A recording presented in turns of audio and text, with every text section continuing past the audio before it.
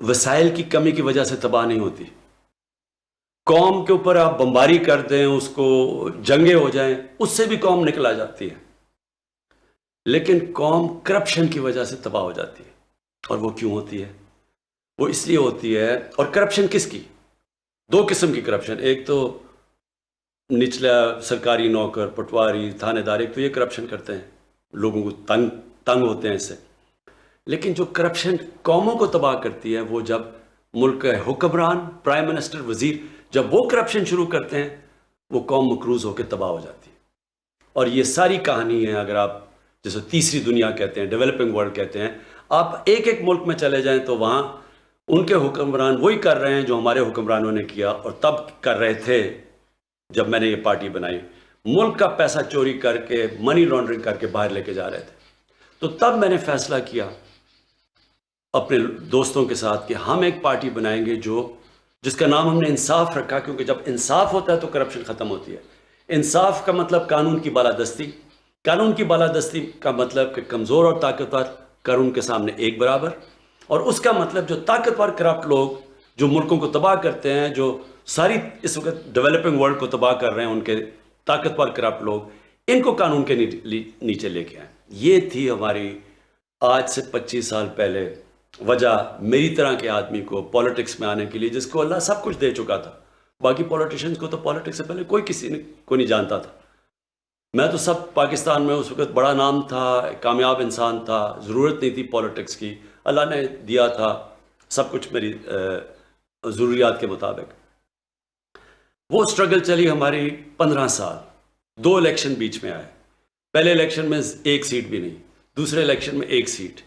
یہ 15 سال ایک بڑی مشکل سٹرگل تھی، جس میں میرے ساتھ کئی لوگ آئے، کئی چلے گئے، کئی ہار مان گئے، کئی جی ہمارا گھر میں مذاق اڑتا ہے، ہم اور دیر نہیں رہ سکتے. اور خاص طور پہ جب دوسرا الیکشن آ رہے 2002 میں تو چند لوگ رہ گئے. میں اپنے نوجوانوں کو بتانا چاہتا ہوں کہ کیوں میں نے کبھی ہار نہیں مانی. 2 وجہ تھی. ایک یہ کہ میں نے کرکٹ کی گراؤنڈوں میں ایک چیز سیکھی تھی کہ جو ہار نہیں مانتا اور آخری گیند تک لڑتا ہے، اس کو ہار بھی ہرا نہیں سکتے. اور یہ بھی میں نے سیکھا تھا کہ جب بھی دنیا میں کوئی کام کروں، کیونکہ میں تب تک 2 کام کر چکا تھا، کرکٹ میں کامیاب ہو چکا تھا اور پھر شوکت خانم ہاسپٹل بنا چکا تھا. تو کامیاب انسان تب ہوتا ہے جب وہ جو کام کرنے کے لیے نکلے، جو خواب دیکھے، پھر کشتیاں جلا کے اس کی طرف جائے، پھر کبھی واپس نہ جائے. یعنی یا موت اور یا وہ کام ہوگا. تب انسان کے اندر جو صلاحیتیں ہیں، جو اللہ نے اتنی طاقت دی ہے، قوت دی ہے، وہ تب باہر آتی ہیں جب آپ فیصلہ کر لیتے ہیں کہ یہ ایک کام آپ نے کرنا ہے، جو بھی مرضی ہو جائے. اور پھر میرے سامنے نبی صلی اللہ علیہ وسلم کی زندگی تھی. میں نے ان کی بڑی کلوز اسٹڈی کر چکا تھا. قرآن ہمیں حکم دیتا ہے ان کی زندگی سے سیکھو. ان کی زندگی کیا تھی کہ اللہ کے حبیب 13 سال انہوں نے جب اللہ کا پیغام لے کے نکلے تو 13 سال سب سے زندگی کے مشکل وقت سے وہ گزرے، اور جان کو بھی خطرہ تھا، بھوک سے بھی اللہ نے ان کو آزمایا. تو میں نے یہ سوچا کہ ہمارے لیے سبق ہے کہ جو سٹرگل ہے اس سے کبھی گھبرانا نہیں چاہیے، کیونکہ اس کے بعد جو اگلے 10 سال تھے، ان 10 سالوں کے اندر انہوں نے دنیا کی تاریخ بدل دی. دنیا کی تاریخ میں کبھی اتنا بڑا انقلاب نہیں آیا، لیکن وہ پہلے 13 سال نے ان کی تیاری کروائی اس کے لیے. اور پھر بھی جب وہ 10 سال جو تھے، جو انہوں نے دنیا کی تاریخ بدلی، پہلے 4-5 سال بہت مشکل گزرے ان کے. امہ خطرے میں تھی، کئی دفعہ بڑے برے حالات تھے امہ کے. تو میں بھی جب سٹرگل کر رہا تھا تو میں یہ سوچتا تھا کہ اگر وہ اللہ نے ہمیں دکھایا کہ اگر اپنے حبیب کو وہ سٹرگل کرا سکتے ہیں تو ہم بھی کریں گے. اس دوران میں پولیٹیشنز کو بڑے قریب سے دیکھا. تو میری سوچ میں 3 قسم کے پولیٹیشنز ہوتے ہیں. جو سب سے برے پولیٹیشن ہوتے ہیں، جو پولیٹکس عوام کا نام لے کے اقتدار میں آ کے پیسہ بناتے ہیں، اپنا پیٹ پالتے ہیں، کرپشن کرتے ہیں. یہ ساری دنیا میں اس طرح کے پولیٹیشنز کو برا سمجھا جاتا ہے. اس کے بعد کئی ایسے پولیٹیشن ہوتے ہیں، وہ سمجھتے ہیں کہ اقتدار میں آ کے ہم اپنا بھی فائدہ اٹھا لیں اور ہم لوگوں کا بھی فائدہ کروا دیں. ایسے بھی زیادہ تر، بلکہ زیادہ تر ایسے بھی پولیٹیشین ہوتے ہیں، اور پھر وہ جو بہت کم ہوتے ہیں جو پولیٹکس کو عبادت سمجھتے ہیں. اور سب سے بڑی مثال سرکار مدینہ کی ہے، کیونکہ انہوں نے تو ذات کے لیے کچھ کیا ہی نہیں. وہ اسی جدھر آئے اسی مسجد نبی میں رہے، جب بیت المال میں پیسہ بھی آ رہا تھا انہوں نے اس کی کوئی اپنی ذات کی نہیں سوچی.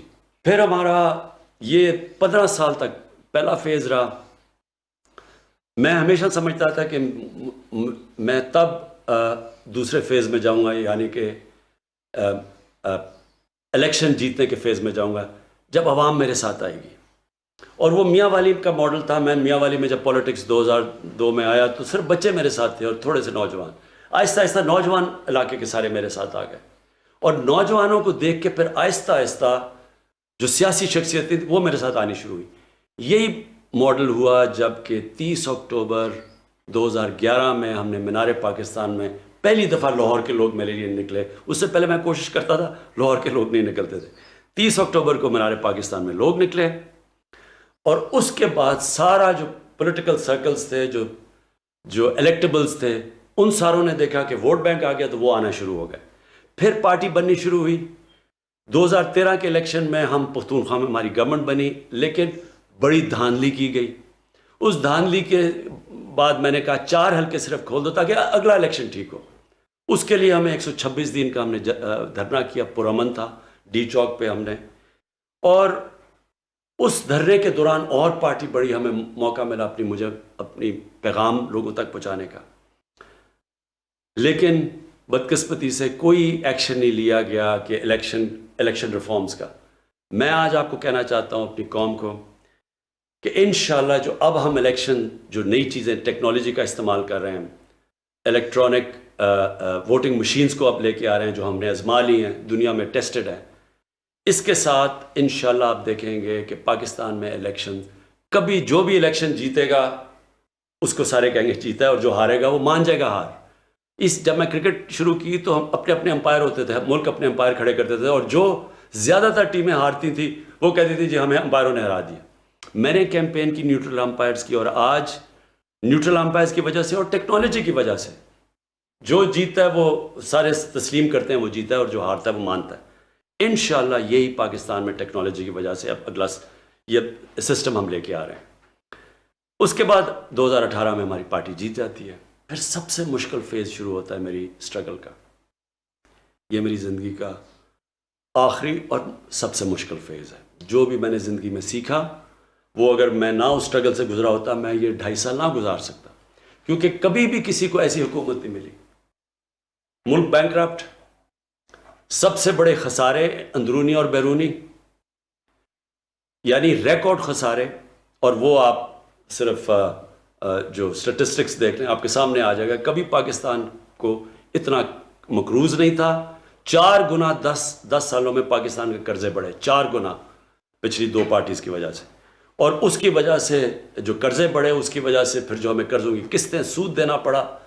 تو اس طرح کی حکومت کبھی کسی کو نہیں ملی. اور پھر ہمارے جو فورن ایکسچینج ریزروز تھے وہ ختم ہو چکے تھے. اور سب سے بڑا جو کرنٹ اکاؤنٹ جو ڈیفیسٹ سب سے بڑا پاکستانی تاریخ کا $20 ارب. تو اس کی وجہ سے بڑی مشکل سے ملک بچا ڈیفالٹ سے. ہمارے پاس پیسے ہی نہیں تھے قرضوں کی قسطیں واپس کرنے کی، اور جو ہماری کمٹمنٹس تھی باہر، اور ڈیفالٹ کر جاتا. تو آج روپیہ جو 150 روپے پہ یا 154 کے قریب ہے، اس نے 200 250 300 کدھر پہنچنا تھا ہم نہیں کہہ سکتے، کیونکہ سارا فلوز بند ہو جانے تھے باہر کے. لہٰذا وہ بڑا مشکل وقت تھا جس میں ہماری سعودی عربیہ، UAE اور چائنا نے ہماری مدد کی. اگر وہ بھی نہ مدد کر دے تب بھی ہم ڈیفالٹ کر جائیں. اللہ کا شکر ہے. اب میں آتا ہوں کہ جو مجھے فخر ہے یہ 2.5 سال کی اسٹرگل میں کدھر ہے پاکستان. جو ہمارا بیرونی ملک جو بیرونی خسارہ ہے، کرنٹ اکاؤنٹ جو ڈیفیسٹ تھا، وہ 2.5 سال میں پہلی دفعہ 7-8 مہینے میں سرپلس پہ جا رہا ہے. یہ بہت بڑا میری حکومت کی کامیابی ہے. اس کا مطلب کہ کیونکہ ہمارا اب وہ کرنٹ اکاؤنٹ سرپلس میں ہے، اس کا مطلب ہمارے ریزروز بڑھ رہے ہیں، اس کا مطلب ہمارا روپیہ مضبوط ہوتا جا رہا ہے، لوگوں کو کانفیڈنس آ رہا ہے اکانومی میں. اس کی وجہ سے آج پاکستان کے اندر اللہ کا شکر ہے کہ کانفیڈنس اکانومی کی وجہ سے وہ شو کرتا ہے. ہماری جو اسٹاک مارکیٹ اس نے بھی بڑا زبردست پرفارم کیا ہے. اور جو ہمارے شعبے آگے بڑھ رہے ہیں تیزی سے, کنسٹرکشن سیکٹر سب سے تیزی سے آگے بڑھ رہا ہے. پاکستان کی تاریخ میں سب سے زیادہ سیمنٹ کی سیلز ہوئی ہیں. اس کا مطلب ایکٹیویٹی, بزنس ایکٹیویٹی چل پڑی ہے. اور اللہ کرے ہمیں کورونا سے یہ ہم جو تیسرا ویو ہے اس سے ہم ٹھیک طرح ہمارا ملک آپ سب ہمارے ساتھ مل کے اس کے احتیاط کر لیں. تو جس طرح ہم اب جا رہے ہیں, اب پاکستان آگے بڑھ رہا ہے. ہماری لارج سکیل مینوفیکچرنگ آگے بڑھ رہی ہے. ہماری جو گاڑیوں کی سیلز ہیں, ہماری اس وقت جو ہمارے کسان ہیں, ہمارے کسانوں کے پاس سب سے زیادہ خوشحالی آئی ہے ہمارے دور کے اندر. ان کو پہلی دفعہ ہم نے گنے کی قیمت صحیح دلوائی ہے, ریکارڈ ان کو گنے کی قیمت ملی ہے, ان کو گندم کی قیمت سب سے زیادہ ملی ہے. آج دیہات کے اندر پہلی دفعہ ہمارا کسان خوشحال ہے. لیکن آگے ہم نے کیا کرنا ہے؟ آگے اب ہم نے, کیونکہ یہ قرضوں کا بوجھ پڑا ہوا ہے, ملک نے نکلنا کیسے؟ ملک نے نکلنا ہے ویلتھ کریشن سے, دولت کے اندر اضافہ کرنا ہے. وہ کیسے کرنا ہے؟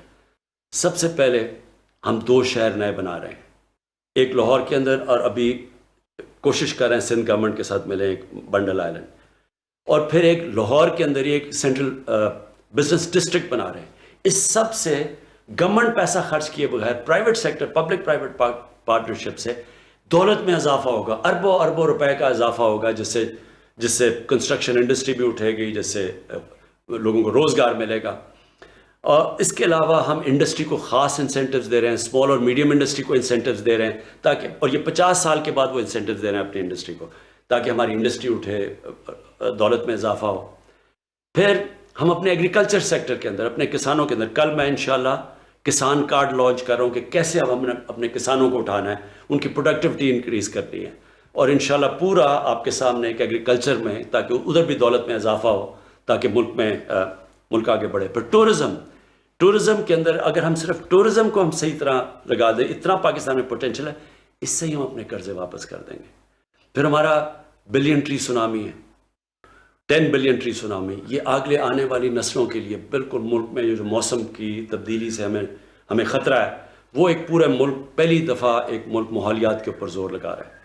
اور 2 بڑی ڈیمز بنا رہے ہیں, 50 سال کے بعد پاکستان میں بڑی ڈیمز بننی شروع ہو گئی ہیں. ان سے پانی سٹور ہوگا, اس کا مطلب کہ ہمارے پاس زیادہ پانی ہوگا کسانوں کے لیے. جو اصل آخر میں آپ کہنا چاہتا ہوں, مدینہ کی ریاست کے اندر نبی صلی اللہ علیہ وسلم نے 3 چیزیں کی تھی. ایک انہوں نے اپنے کیریکٹر سے ایک ساری قوم کی اخلاقیات اٹھا دی تھی. دوسرا, انہوں نے قانون کی بالادستی قائم کی تھی. انہوں نے کہا تھا کہ ایک بڑی قومیں تمہارے سے پہلے تباہ ہوئیں, جدھر طاقتور اور کمزور کے لیے, جو میں نے شروع میں بات کی تھی, جدھر طاقتور کے لیے ایک قانون اور کمزور کے لیے وہ قوم تباہ ہو جاتی ہے, یعنی جدھر قانون کی بالادستی نہیں ہوتی. اور انہوں نے کہا میری بیٹی بھی اگر جرم کرے گی اس کو سزا ملے گی. اور پھر تیسری چیز, انہوں نے فلاحی ریاست بنائی تھی, کہ سب سے پہلے ایک ریاست نے اپنے کمزور طبقے کی ذمہ داری لی تھی. آج ہم نے فلاحی ریاست کے لیے وہ کام کیا جو کبھی کسی پاکستان کی حکومت نے نہیں کیا. سب سے پہلے جو مجھے فخر ہے, اپنے 2 صوبوں کے اندر ہم ہیلتھ کارڈ لے کے آئے, ہیلتھ انشورنس. ہر غریب آدمی کے پاس, پنجاب میں سال کے اینڈ تک پختونخوا نے ابھی ہر فیملی کے لیے ایک ہیلتھ انشورنس آ گئی ہے, کسی بھی گورنمنٹ ہاسپٹل میں اپنا علاج کروا سکتے ہیں. یہ انشاءاللہ ایک پورا ہیلتھ سسٹم ہے, کیونکہ اب پرائیویٹ سیکٹر آئے گا ہیلتھ میں, چھوٹے چھوٹے شہروں میں ہاسپٹل بنائیں گے وہ, کیونکہ ہیلتھ کارڈ کی وجہ سے کوئی بھی ان ہسپتالوں میں جا سکتا ہے. اور پھر آپس میں مقابلہ ہوگا, اگر کوئی ہاسپٹل صحیح علاج نہیں کر رہا تو وہ ادھر ہیلتھ کارڈ ادھر استعمال کریں گے جدھر اچھا علاج ہو رہا ہے. تو اس سے پورا سسٹم انشاءاللہ بدل جائے گا. ہم نے پناہ گاہ بنائی, جس کا مجھے بڑا فخر ہے کہ, اور یہ انشاءاللہ ہر جگہ جدھر مزدور جاتے ہیں ادھر ہم بنائیں گے, تاکہ وہ رات گزار سکیں, ان کے پیسے بچیں, وہ سارے اپنے بیوی بچوں کو پیسے بھیجیں, ان کو مفت کھانا ملے, رہنا ملے. یہ ہم نے شروع کیا ہے. ابھی ایک اور ہم ٹرک سب سارے پاکستان میں جائیں گے, ان علاقوں میں جدھر غریب علاقے ہیں, تاکہ کوئی بھوک نہ ہو, کسی کو کوئی بھوکا نہ سوئے. جو ہاؤسنگ ہے, پہلی دفعہ پاکستان میں اب ہم کمزور طبقے کے لیے گھر بنا رہے ہیں, اور یہ کبھی پاکستان میں پہلے نہیں ہوا, کیونکہ پاکستان میں وہ سسٹم ہی نہیں تھا, مورگیج فنانسنگ ہی نہیں تھی, بینک قرضے ہی نہیں دیتے تھے. وہ ہم نے قانون چینج کیا, بینکوں کے ساتھ بیٹھ کے انشاءاللہ اب وہ طبقہ جو کبھی پیسے دے کے گھر نہیں لے سکتا تھا اس کی اب مدد کی.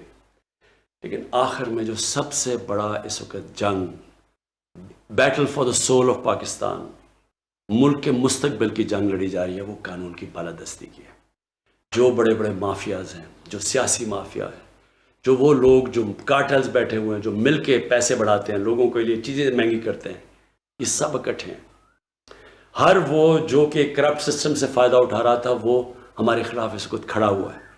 یہ ہے اب جو جنگ ہم لڑ رہے ہیں. یہ جنگ جس وقت ہم جیتیں گے، اور انشاءاللہ جیتیں گے. یہ آپ سمجھ لیں کہ اللہ نے جو نعمتیں اس ملک کو دی ہیں شاید ہی کسی ملک کو دی ہوں. وہ نعمتیں تب، یہ ملک کی نعمتوں کا تب فائدہ اٹھائے گا جب اس ملک میں انصاف ہوگا. خوشحالی ملک میں تب آتی ہے جس ملک میں انصاف ہوتا ہے. آپ دنیا کے نقشہ دیکھ لیں، جو سب سے خوشحال ملک ہیں ادھر سب سے زیادہ قانون کی بالادستی ہے. جو سب سے غریب ملک ہیں ادھر قانون نہیں ہے، انصاف نہیں ہے. اور جب مدینہ کی ریاست میں سب سے پہلے قانون کی بالادستی آئی تھی، پھر خوشحالی آئی تھی، اور انشاءاللہ وہی پاکستان میں ہوگا. پاکستان زندہ باد. تحریک انصاف کے 25ویں یوم تاسیس پر وزیر اعظم عمران خان خطاب کر رہے تھے. 1996 سے لے کر موجودہ وقت تک جن مراحل سے پاکستان تحریک انصاف گزری اس پر بات کر رہے تھے.